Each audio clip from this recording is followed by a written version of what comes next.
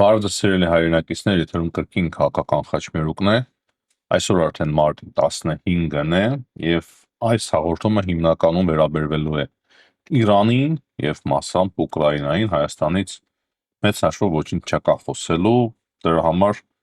ուզում եմ խնայել ձեր ժամանակը և միանգամից սկսենք, թե ինչ է տեղի ունենում Իրանի շուրջ։ Ամենակարևոր հարցերից սկսենք, բայց նույն ժամանակ թողնելով ամենահետաքրքիր քննարկման մասը իմ փոքր ավելի ուշ։ Սկսենք նրանից, որ Իսրայելը ամբողջ գիշերվա ընթացքում հրթիռակոծվել է և ի տարբերություն նախորդ օրերի, այս անգամ հրթիռակոծվել է 3 ուղղություններից և բավականին բարդ իրավիճակի այդ ամենը ստեղծել Իսրայելի համար։ Խոսքը նրա մասին է, որ եթե նախկինում ամենասկզբից միայն Իրանից էին հրթիռները գալիս Իսրայելի ուղղությամբ, հետագայում այդ գործողությունների միացավ Հեզբոլլահը, ապա հիմա արդեն միացել է Իրաքի միլիցիա կոչված այդ խմբավորումը, նրանք էլ շիաներ են, որոնք որ Իրաքի հյուսիսում են, հիմնականում սարերում, դրանց նկատմամբ վերահսկողություն չունի Իրաքի կառավարությունը և դրանք շատ ակտիվ սկսեցին հրթիռներ արձակել Իրանի ուղղությամբ։ Դրանից բացի կան տեսանյութեր, թե ինչպես նույն այդ շիա միլիցիան Իրաքի անօդաչու սարքեր է ուղարկում նաև ամերիկյան ռազմաբազաների ուղղությամբ և նաև կադրեր կա, թե ինչպես հարվածում են անօդաչու թռչող սարքերով։ Հիմնական կարևոր փոփոխությունը սա է, բայց այս պայդրությամբ միայն հութիները չեն միացել այս պատերազմին, բայց կան կանխատեսումներ, կան նաև շատ փորձագետներ, որոնք որ նույնպես պնդում են, որ նրանք նույնպես կմիանան ապագայում այս պատերազմին և արդեն Իսրայելը 4 ուղղություններից կարող է հրթիռակոծվել և ոչ միայն Իսրայելը, այլ նաև Պարսից ծոցի երկրները։ Իմիջիայլոց այսօր գիշերը ավելի շատ լուսադեմին Սաուդյան Արաբիայի ուղղությամբ հարձակում է, բավականին լուրջ մեծ հարձակում է տեղի ունեցել։ Իրանը հերքում է, որ իրենք են այդ ամենը իրականացնողը։ Կարևոր է նշել, որ Սաուդյան Արաբիան կարողացել է հիմնականում որսալ այդ բոլոր դրոնները, բայց ինչպես արդեն նշեցի, Իրանը հերքում է, որ իրենք են բաց թողել այդ ֆակտիվ, կոչ են անում գտնել մեղավորներին և պարզել, թե որտեղից են այդ դրոնները ուղարկվում Սաուդյան Արաբիայի ուղղությամբ։ Սակայն այստեղ կարևոր է նշել, որ այս ամենը տեղի է ունենում Խարկ կղզու վրա երեկվա Ամերիկայի Միացյալ Նահանգների հարձակումից հետո, չնայած նրա, որ Թրամփը ասաց, որ այս պահի դրությամբ իրենք դեռևս էներգետիկ օբյեկտները չեն թիրախավորել այդ կղզու վրա, միայն ռազմական օբյեկտները, բայց չափազանց կարևոր նշանակություն ունի այդ կղզին Իրանի տնտեսության համար, եթե այդ կղզին Ամերիկայի Միացյալ Նահանգները կամ վերցնեն, կամ ռմբակոծության ենթարկեն բոլոր նավթային օբյեկտները, ապա Իրանի տնտեսությունը, ինչպես երեկ նաև նշեցի, շատ երկար տարիներ դժվար թե կարողանա վերականգնվել, կաթվածահար կլինի և դա միանգամից կազդի պատերազմի արդյունքների վրա, բայց ոչ միայն պատերազմի, այլ նաև շատ առումներով մեծ խնդիրներ կստեղծի Իրանի համար, կարող է նաև Մերձավոր Արևելքի ապագա զարգացման համար։ Դրա համար Ամերիկայի Միացյալ Նահանգները չի շտապում այս պահի դրությամբ ռմբակոծել այդ նավթային օբյեկտները, սակայն կան հստակ տեղեկություններ և օրեցօր այդ տեղեկությունները ավելի ու ավելի շատ են դառնում, թե ինչ ծրագրեր ունի Ամերիկայի Միացյալ Նահանգները Խարկ կղզու մասով։ Արագ կոչ անեմ սիրելի հայրենակիցներ լայքել մեր այսօրվա հաղորդումը, բաժանորդագրվել, եթե մինչև հիմա չեք բաժանորդագրվել, շնորհակալ եմ բոլոր նրանց, ովքեր որ երեկ առաջի օրեր առաջ և նախկինում բաժանորդագրվել են մեր ալիքին, նաև շատ շնորհակալ կլինեմ բոլոր նրանց, ովքեր որ նույնպես որոշել են այսօր մեր կոչերից հետո բաժանորդագրվել մեր ալիքին և կարել իրենց կարծիքը մեկնաբանությունների մեջ, նաև լայքել մեր այս հաղորդում։ Ուրեմն ես քիչ առաջ փորձեցի գտնել շատ կարևոր տեղեկություններ այն մասին, թե ինչ ծրագրեր ունի Ամերիկայի Միացյալ Նահանգները Խարկ կղզու մասով, քանի որ կան հստակ տեղեկություններ, որ ծովային հետևակ է պատրաստվում Ամերիկայի Միացյալ Նահանգները իջեցնել Խարկ կղզու վրա թվականակով 2000-ից 200, 2000-ից 500 հոգի։ Այդ կղզին գրավելու համար հնարավոր է այդ թիվը բավարար լինի, քանի որ բավականին լուրջ թիվ է, հաշվի առնելով, որ ծովային հետևակը այդքան էլ մեծաքանակ չէ, բավականին մեծ լուրջ թվով ծովային հետևակ է ներգրավելու Ամերիկայի Միացյալ Նահանգները այս գործողությունների համար։ Լսենք միասին։ Ծովային հետևակի տեղափոխումը Թրամփին հնարավորություն է տալիս գրավել Խարկ կղզին։ Խարկ կղզու Քարկ Island շուրջ իրավիճակը վերջին 4-8 ժամվա ընթացքում կտրուկ սրվել է։ Ահա հիմնական մանրամասները ըստ WSJ-ի և պաշտոնական հայտարարությունների։ 1. Ծովային հետևակի տեղափոխումը 3/1/3 MU The Wall Street Journal-ը հայտնել է, որ Պենտագոնը մերձավոր արևելք է ուղարկում ծովային հետևակի 3/1/3 արշավախմբային ջոկատը MU, որտեղից Օկինավա, Ճապոնիա, ուժերը մոտ 2-2002-500 ծովային հետևակայիններ, LH-7 տեսանտային նավի և ուղեկցող նավերի վրա։ Առանձնահատկությունը. սա համարվում է էլիտար ստորաբաժանում, որը մասնագիտացած է կղզիների գրավման և ծովային դեսանտային գործողությունների մեջ։ WSJ-ի փորձագետները նշում են, որ Խաղաղ օվկիանոսում նրանց վերջին վարժանքները նպատակ են ունեցել հենց կղզուց կղզի ցատկելու տակտիկայի մշակմանը, ինչը կատարյալ է Պարսից ծոցի պայմանների համար։ 2. Զանգվածային ավիահարված։ Դոնալդ Թրամփը հաստատել է, որ ԱՄՆ-ն ուրբաթ օրը Մերձավոր Արևելքի պատմության մեջ հզորագույն հարվածներից մեկն է հասցրել Խարկ կղզուն՝ թիրախները։ Ըստ CENTCOM-ի ոչնչացվել են ծովային ականների պահեստներ, հրթիռային բունկերներ, հոպ օբյեկտներ և օդանավակայան, ընդհանուր առմամբ խոցվել է ավելի քան 9 ռազմական օբյեկտ, նավթային ենթակառուցվածքներ։ Թրամփն ընդգծել է, որ մարդասիրական նկատառումներից ելնելով հրամայել է չդիպչել այն տերմինալներին և գործարաններին, որոնցով անցնում է իրանական նավթի արտահանմանը, սակայն նա զգուշացրել է, որ եթե Իրանը շարունակի արգելափակել Հորմուզի նեղուցը, այդ որոշումը անմիջապես կվերանայվի։ 3. Կղզու ռազմավարական նշանակությունը։ Խարկ կղզին Իրանի տնտեսության սիրտն է։ Կղզու գրավումը կամ լիակատար շրջափակումը Թրամփին կտա ճնշման լծակ, վերահսկողություն Թեհրանի արտարժույթի հիմնական աղբյուրի նկատմամբ, նավագնացության անվտանգություն, այն բազայի վերացումը, որտեղից Իրանը կարող է ականապատել Հորմուզի նեղուցը, ռիսկ էր։ Իրանն արդեն հայտարարել է, որ կղզու ֆիզիկական գրավման կամ նավթային ենթակառուցվածքների ոչնչացման դեպքում հարվածներ կհասցնի տարածաշրջանում ԱՄՆ-ի դաշնակիցների Սաուդյան Արաբիա, ԱՄԷ բոլոր էներգետիկ օբյեկտներին։ Ինչ է սա նշանակում այս պահին։ Այժմ ԱՄՆ պաշտոնյաները չեն հաստատում հենց ցամաքային գործողության և գրավման պլանները ուժերի տեղափոխումն անվանելով դիրքերի ուժեղացում։ Սակայն 3/1/3 MU-ի ներկայությունը Թրամփին հնարավորություն է տալիս ցանկացած պահի անցնել այդ քայլին, եթե ավիահարվածները չստիպեն Իրանին բացել նեղուցը։ Հաստատի մենք տեսնում ենք, որ նման մտադրություններ կան, ճիշտ է Ամերիկայի Միացյալ Նահանգները այս պահի դրությամբ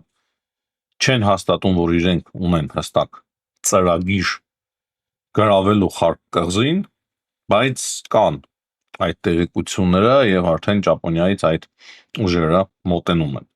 Ես երեք նաև մոռացա նշել, որ ավիակիր Աբրահամ Լինկոլնը վնասներ է ստացել, 2 օրվա տեղեկություն է իմիջայլոց, եւ վերադառնում է Ամերիկայի Միացյալ Նահանգներ։ Որոշակի խնդիրներ ուներ նաև Ջերալդ Ֆորդ ավիակիրը, դրա համար Ամերիկայի Միացյալ Նահանգները 3-րդ ավիակիրն էին ուղղորդել տարածաշրջան։ Ինչպես տեսնում ենք, բավականին բարդ իրավիճակ է։ Իրանը կարողանում է հետաքրքիր ձևով պաշտպանվել, բայց ամենամեծ ցավը եւ խնդիրը Ամերիկայի Միացյալ Նահանգների համար դա Հորմուզի նեղուցն է, որը որ մեծ խնդիրներ է ստեղծում նավթի համար եւ նավթի գները անընդհատ վեր է բարձրացնում։ Չնայած Ամերիկայի Միացյալ Նահանգները Դոնալդ Թրամփի որոշումով Ռուսաստանի վրայից հանեցին պատժամիջոցները մինչև ապրիլի 12-ը եթե չեմ սխալվում։ Դրա համար նավթի գները փոքր ստաբիլիզացվեցին, բայց Իրանը այնուամենայնիվ չի թույլ տալիս, որ տանկերները անցնեն Հորմուզի նեղուցով, հարվածներ է հասցնում, այդ կադրերը եւս կան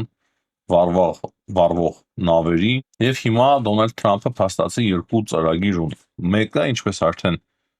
նշեցի, Խարկ կղզու գրավումն է, դա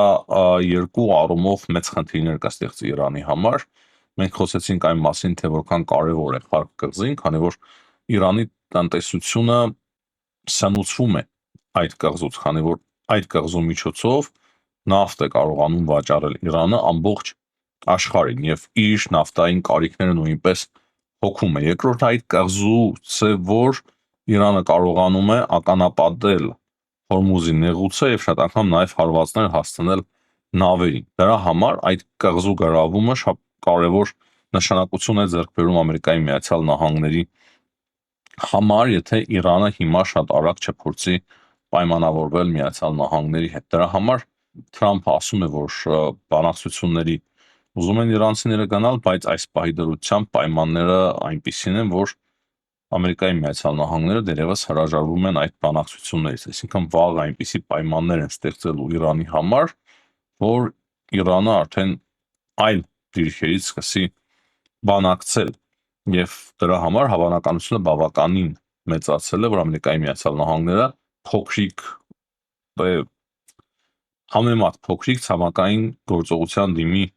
Իրանի նկատմամբ գրավելով կամ փորձելով գրավել Խարկ կղզին։ Ամբողջ Իրանի տարածքի նկատմամբ այս պայդարությամբ չի քննարկում ցամաքային գործողություն, բայց ներքին կարգով մենք տեսնում ենք, որ այդ քննարկումները կան կոնկրետ այդ կղզու գրավման մասով։ Նաև Դոնալդ Թրամփի հաջորդ պլանը, հաջորդ ծրագիրը այն է, որ դաշնակից երկրները իրենց ռազմածովային ուժերը տրամադրեն, որպեսզի բոլորը միասին Ամերիկայի Միացյալ Նահանգների օգնությամբ եւ ավելի մեծ ներգրավմամբ Հորմուզի նեղուցը դառնա անվտանգ։ Խոսքը Ֆրանսիայի, Մեծ Բրիտանիայի, Ճապոնիայի եւ այլ երկրների մասին է, որոնք որ իրենց ռազմական նավերը պետք է ուղարկեն տարածաշրջան կոնկրետ Հորմուզի նեղուցով անխափան նավարկությունը ապահովելու համար։ Ճապոնիայի մասով մի փոքր բարդություններ կան, քանի որ իրենց օրենսդրությունը խնդիրներ է ստեղծում այդ ամենի համար, բայց Ճապոնիան ամենալավ եւ հարմար հատուկ այդպիսի օպերացիաների համար նախատեսված կարևոր շատ նավեր ունի, տեսնենք բանակցությունները ընթանում են եւ ամենայն հավանականությամբ Ճապոնիան եւս ներգրավի այդ գործընթացի մեջ, նույնիսկ Չինաստանին է Ամերիկայի Միացյալ Նահանգները կոչանում միանալ այդ գործողությանը, այսինքն ոչ թե ռազմական գործողություններին ընդդեմ Իրանի, ճիշտ հասկացեք, ուղղակի որպեսզի Հորմուզի նեղուցը անխափան գործի, իսկ դա Չինաստանի համար չափազանց կարևոր է, որ Հորմուզի նեղուցում խնդիրներ չլինեն եւ ինքը անխափան կարողանա նավթ ստանա, ճիշտ է ինքը ձեռք է բերում նավթ նաեւ Ռուսաստանից, բայց Իրանից նույնպես ինքը մեծ քանակությամբ նավթ էր ձեռք բերում, հիմա էլ է նույնպես ձեռք բերում, նույնիսկ խոսք կա նրա մասին, որ Իրանը սկսել է ավելի շատ նավթ վաճառել Չինաստանին, բայց Հորմուզի նեղուցի փակ լինելը կարող է մեծ խնդիրներ ստեղծել նաեւ Չինաստանի համար։ Ահա այսքան ամեն ինչ խճճված է։ Գիշերը բավականին լուրջ հարվածների է ենթարկվել նաեւ Իրանի այլ քաղաքները, ինչպես նշեցի, Իսրայելի ուղղությամբ հրթիռները շատ էին, բայց Իրանի վրա նույնպես ամերիկյան եւ իսրայելական ինքնաթիռները շատ էին եւ հարվածներ էին հասցնում տարբեր օբյեկտների, հատկապես խոսվում է լուրջ հարվածների մասին Իսֆախանի ուղղությամբ։ Բայց Նետանյախուն ավելի ու ավելի շատ է սկսել մտահոգվել դրոներով, իրանական դրոներով եւ ոչ միայն իրանական, դրա համար կա տեղեկություն, որ ինքը հանձնարարել է շտաբ կազմակերպել հեռախոսազրույց Վլադիմիր Զելենսկիի հետ, այսինքն Իսրայելը ուզում է ստանալ Ուկրաինայի օգնությունը դրոների դեմ պայքարի գործում։ Դրանից բացի կան տեղեկություններ, որ իրենց հակաօդային պաշտպանության պաշարները նույնպես սպառվում են եւ նրանք խնդրել են Ամերիկայի Միացյալ Նահանգներին, որ շատ արագ հակաօդային պաշտպանության հրթիռներ միջոցներ տրամադրեն Իսրայելին։ բայց Թրամփը ասում է, որ Զելենսկին այն մարդն է, որից որ ինքը ամենավերջինն է օգնություն խնդրելու, ինքը չի ուզում, որ Զելենսկին օգնի Ամերիկայի Միացյալ Նահանգներին, երեկ էլ էր ասում, որ մենք դրոների մասին ավելի շատ գիտենք, քան Ուկրաինան կամ Զելենսկին։ Զելենսկին էլ է հայտարարություններով հանդես եկել, ասում է, որ Թրամփը վերաբերվում է իրեն ինչպես իր որդուն, բայց ոչ ամենասիրած որդուն, որպես խորտ որդուն։ Հետաքրքիր ձևակերպումներ է անում Զելենսկին, բայց Դոնալդ Թրամփը շատ վատ է սկսել ավելի վերաբերվել իրոք Զելենսկիին եւ ընդհանրապես ռուս-ուկրաինական պատերազմին։ Երևում է, որ ինքը հիմա կենտրոնացած է Մերձավոր Արևելքի վրա եւ ռուս-ուկրաինական պատերազմը ինքը տեսնում է որպես շատ մեծ ու լուրջ խոչընդոտ։ Այսինքն այդպես նա տեսնում էր նախքան այդ պատերազմը, իսկ հիմա շատ ավելիով դրա համար նոր հայտարարությամբ է հանդես եկել, ասելով, որ Պուտինը պատրաստ է համաձայնություն կնքել, բայց Զելենսկիի հետ պայմանավորվելը շատ ավելի բարդ է, ասում է Դոնալդ Թրամփը։ Ընդհանրապես Ուկրաինայի եւ Ռուսաստանի մասով կան նաեւ տեղեկություններ այն մասին, որ բանակցությունները որևիցե արդյունք չեն տալիս, դրա համար Թրամփը կատաղած փորձում է ինչ-որ կրկին ինչ-որ նոր զիջումներ պարտադրել Ուկրաինային, սեղմել, որպեսզի Ուկրաինան գնա զիջումների եւ ինքը փորձի ավարտին հասցնել այս պատերազմը։ Իմիջիայլոց շատ մեծ խզում կա դաշնակիցների միջև, հատկապես Ուկրաինան է պատճառը, մենք հասկանում ենք դա։ Տեսնում եք, եվրոպական երկրները չեն աջակցում հիմնականում Թրամփին, Թրամփի գործողությունները Մերձավոր Արևելքում, Ամերիկայի Միացյալ Նահանգները գրեթե միայնակ է մնացել այս գործողությունների մեջ։ Դե հիմա Մեծ Բրիտանիան տրամադրել է իր ռազմաբազաները մեծ ինքնաթիռների համար, B2 ինքնաթիռների համար, ինչ որ չափով այնուամենայնիվ բոլորը մեծ խաղացողները ներգրավված են, բայց ոչ այն ձևով, որը որ նախկինում միշտ եղել է։ Նույնիսկ ՆԱՏՕ-ի նախկին գլխավոր քարտուղարը ասել է, թե մեծ հարց է, թե արդյոք ՆԱՏՕ-ն կկարողանա գոյատևել Թրամփի այս իշխանավարումը։ Ահա այսպիսի հետաքրքիր տեղեկություններ ունենք մենք այսօր, բայց շարունակենք, ելի կան հետաքրքիր տեղեկություններ։ Թրամփը անդրադարձել է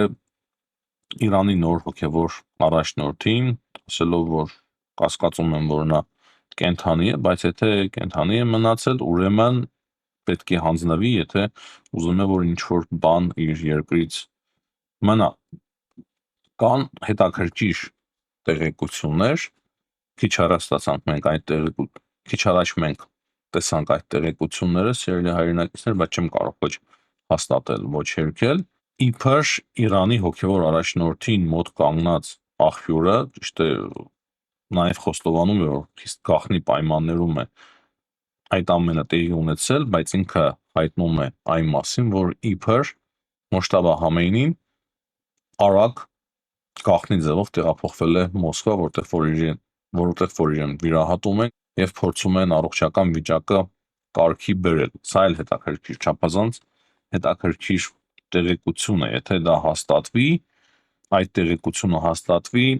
դա կարող է արդեն լուրջ ձևով ազդել Ամերիկայի Միացյալ Նահանգների վերաբերմունքի վրա Ռուսաստանի Դաշնության նկատմամբ։ Այսինքն հստակ էր, որ Ռուսաստանի Դաշնությունը օգնում է Իրանին, դրոններն է ուղղորդում, հրթիռները, եւ երևում է, որ իր ծրագիրն էր հարվածել Պարսից ծոցի երկրներին, որպեսզի նավթի գները ավելանան եւ նոր ծրագրով կղզու գրավման դեպքում կամ նոր հարվածների դեպքում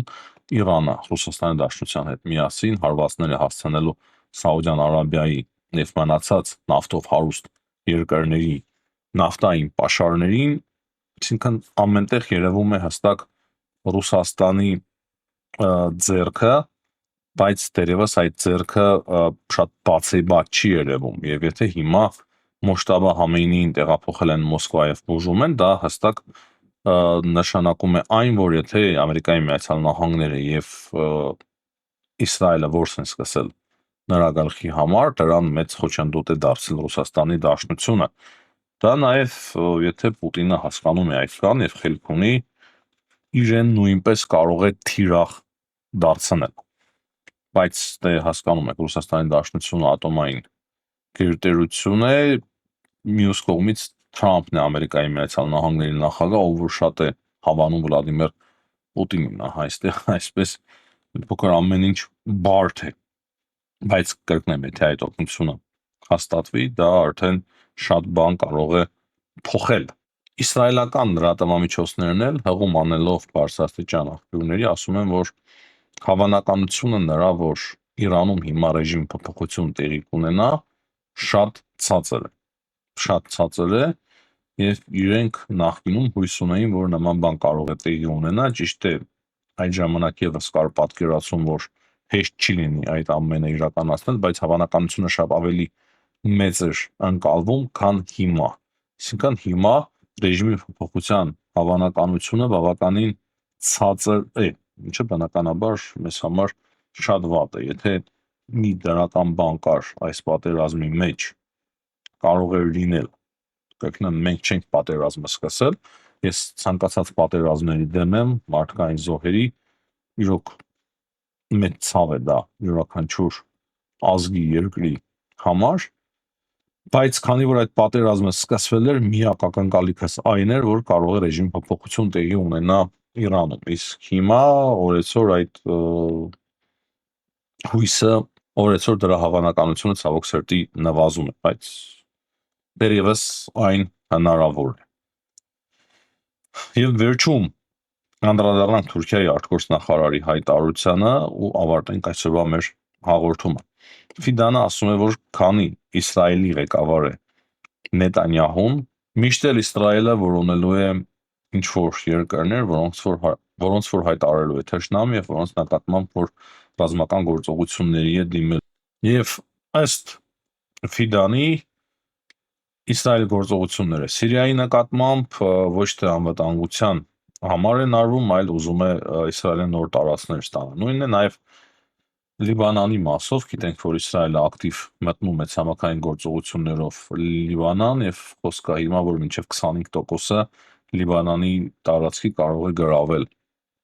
Իսրայելը փորձում է ընդհարցակել իր տարածքները, կային նաև այլ հետաքրքիր մտքեր եւ հետաքրքիր վերլուծաբաններ, որոնց որ ես ծանոթացա ամիսներ առաջ, Իսրայելը պետք է փորձի ընդլայնել իր տարածքները Սիրիայի հաշվին, Լիբանանի հաշվին, հիմնականում այդ երկու երկրների հաշվին եւ այս մասին խոսում է նաեւ Թուրքիայի արտգործնախարարությունը, խոսում է ցեղասպանության մասին Լիբանանում, այսպես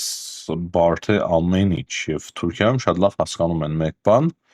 որ Իրանից հետո հաջորդը կարող է դառնալ Թուրքիան։ Դրա համար մաքսիմալ ձևով փորձում են զերծ մնալ այս պատերազմից, հեռու մնալ նույնիսկ հերթիրակոծություններին Իրանի կողմից շատ զուսպ պատասխան է տալիս Թուրքիան։ Կար երկրորդ սցենարը, անցանկալի սցենարը Թուրքիայի համար, որը որ այս պահի դրությամբ կարծես չի իրականանում, քրդերը եթե մտնեին լուրջ գործողությունների մեջ, արդեն Թուրքիան կներգրավեր, եթե արդեն մասնատման ծրագիրը